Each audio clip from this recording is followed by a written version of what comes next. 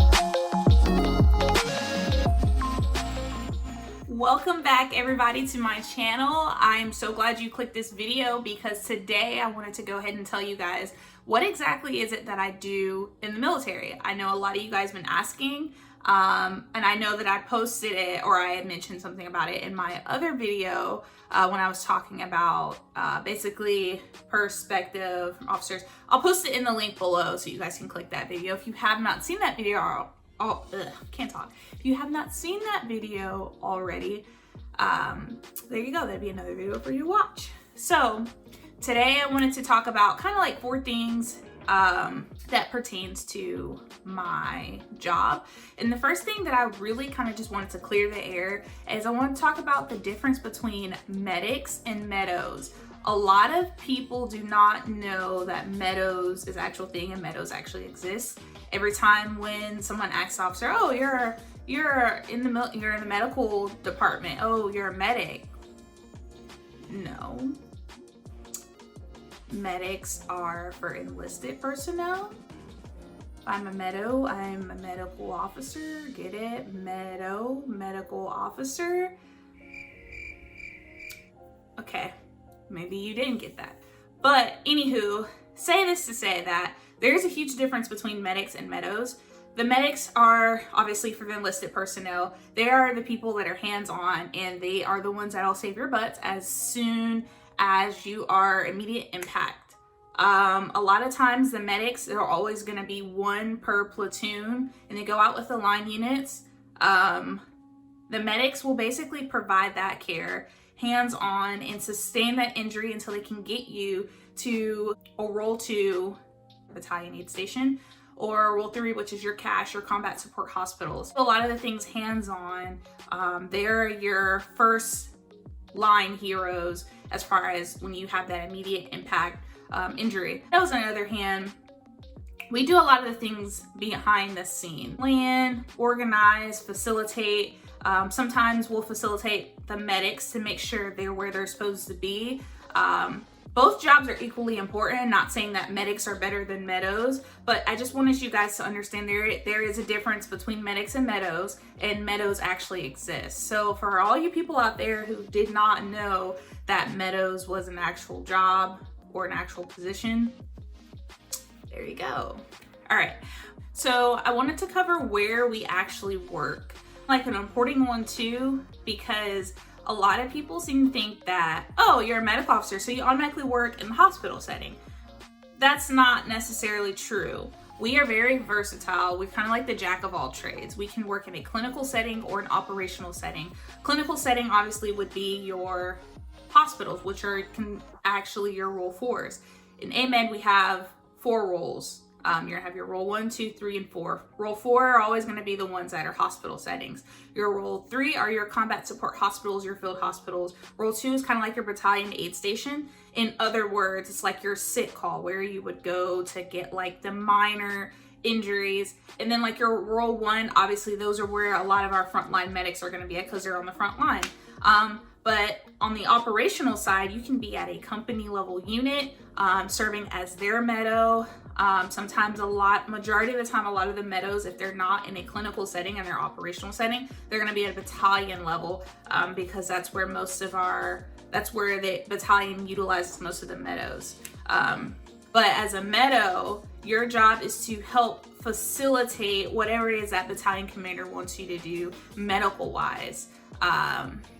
So yeah, answer your question and to kind of talk about where we can work company, battalion, or hospital. But the next big one is, a lot of people actually do not know this, but as an AMED, being in the Army Medical department, we're kind of like our own community within the big Army. I say this because a lot of people really don't know what it is. Everybody kind of just compartmentalizes, oh, you're a medical officer, so you're a doctor or you're a nurse. And it's so much more than that. In the AMED department, we have your nurse corps, we have your dental corps, we have your veterinarian corps, we have your specialty corps, which is like your physical therapy, radiology, doctors, we have your podiatrists. Those fall under the specialty corps. Then you also have your 67Js, which is your area medical evacuation pilots. They fly the helicopters that have, the cross on the bird.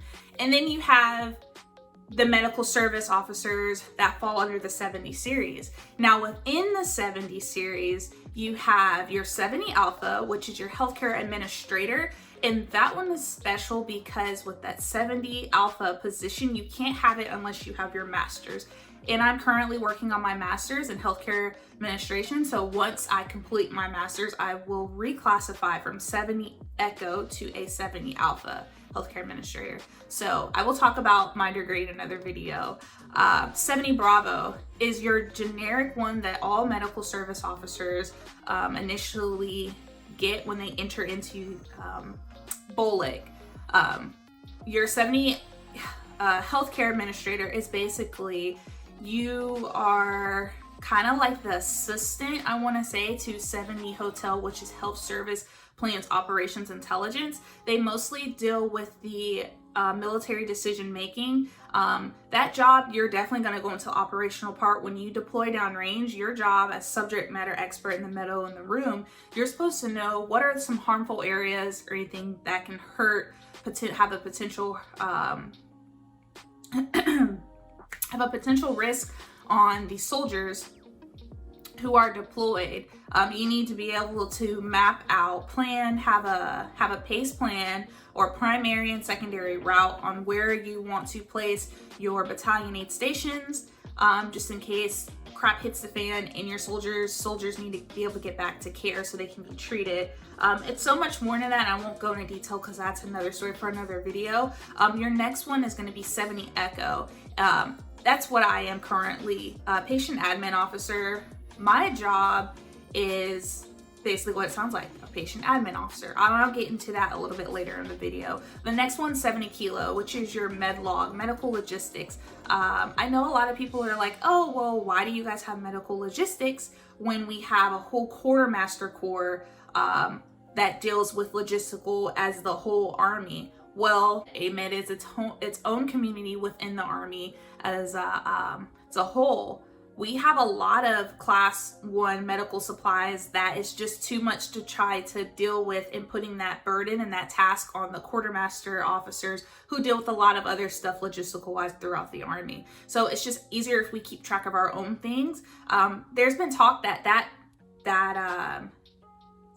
AOC, which area of concentration, might be going away, but they haven't made it go away just yet, so we're still keeping that. Last one's 70 Foxtrot, which is your health service human resources. Again, we have AG Corps, Adjutant General, who deals with human resources, personnel actions and stuff already in the Army, but for the purpose of us having the 70 Foxtrot one. So for sure, if they get rid of any of the 70 series, that might be the main one, because I don't see how it's beneficial of us having our own individual versus having our own individual med log. Human resources pretty much does the same thing as someone who branch AG. Again, so that's AMED as a whole. We're in our own department, and that was just basically the breakdown of what actually falls in there. So next time you ask someone what is, or you're a medical officer, you're in the hospital setting, like, no, there's so many different jobs that goes on. And as you saw in my opening video, like, my insignia says MS on it. Now, someone who's a doctor, their insignia will still have that same insignia, but instead of saying MS, it'll just be gold, which means they're actual doctor. In nurse, it's the same thing, but in nurse will be silver and it'll have an N in the middle. So it kind of get the common sense here. Lastly, so I know I talked a little earlier about patient administrator, so I'll get in a little bit more detail. My job, actually, I am downrange. I am mostly in charge of patient movement. And what that means is my job is very vital because I have to keep track of every soldier who pretty much is a casualty, how they move, when they get picked up, where do they go, if we need to send out a Red Cross message because we had a death. Like, my job is very vital as patient movement. I have to be in communication at all times with our ground ambulance because I'm the one who sends out that 9 line to let them know, hey, we have a casualty. this is how many casualties we have. If it's ambulatory or litter, I need to know what are the medical capabilities of a C-130, C-17. Air Force plays a role in it too. If I don't know what the Air Force capabilities are medical wise for their airplanes, then I'm going to be SOL and I'm going to cost a life. You have to think about it. Once we pick the soldier up from the point of contact and get them to a role 2 or role 3, further care, we have to fly them out of theater. So that's why it's important for me to keep track of how many people are already for the Air Force to fly them out of theater, because like I said, if they're overcrowded, then I just cost a life. My other job in planning, I have to make sure that if we have a situation to where we're all code black, I have to know what the medical capabilities are of our field hospitals. Say if we only have 3 in the area of our mission and only 2 of them have the capability of whole operations, surgical procedures, and I have like 4 casualties coming in, I have to know that hospital can't take any more patients that get surgery done. So my job can be a little stressful at times. It's just all about planning, and which is why I said Meadows do a lot of the jobs behind the scene, which is why people probably sometimes don't think about Meadows. Stateside, if I'm in clinical, my job mostly wouldn't be operational unless I'm downrange, but I would be mostly clinical here in state. So at a hospital, I would keep track of like patient records, HIPAA violations. I would keep track of putting plans into place if we had emergency evacuations. For example, when Hurricane Katrina happened in the early 2000s, if they would have had a patient administrator, or if I was in charge at the time, the hospital, my job would have had to be able to figure out what hospitals were in the area who could take more patients so we can get them out. We have some patients that can't move, they're on ventilators. So my job would be to figure out, to put a plan set in place so we can move patients if something happens that we can't control. A lot of people when they think about hospitals, they only think about the doctors and the nurses. But a lot of times you forget that it takes someone else to run the hospital. On the business side, like, how do we keep organization within the hospital? Nurses and doctors, they have an easy job, but then they don't have an easy job. Their main focus is set in stone to take care of patients. My job, on the other hand, as a PAD officer and healthcare administrator or healthcare administration, is to put plans set in place to make their jobs a little easier and keep the flow, the traffic in and out of the hospital moving smoothly. That's pretty much like the bulk of what my job is. Like I said, I'm in school right now to get healthcare administration degree, because if I decide to stay TPU status instead of going AGR, then I can start off making 75, 80K a year just for having my master's. And then on top of that, having experience because of the job I'm already doing now in the Army. So wraps up what exactly is my job in the military. If you guys have any questions or comments, put them down in the link below. Again, I will post the link of the video of me talking about officer's perspective. I will also post some links on, you can kind of get a description on what exactly are the other job in detail of the other 70 series. And then also I'll post the link of the AMED department if you're interested in becoming a medical service officer, the training and requirements that you have to have. If this video was very helpful for you guys or just interesting, then go ahead and give me a thumbs up.